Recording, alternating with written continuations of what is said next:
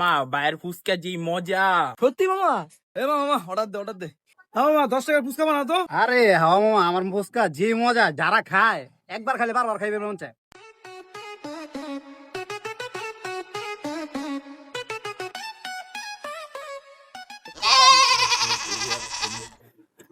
সেই টেস্ট। কি মজা! অমৃত সেই। মামা ফুচকা বানাইছেন না, অস্থির। A few moments later. দান্ত cut.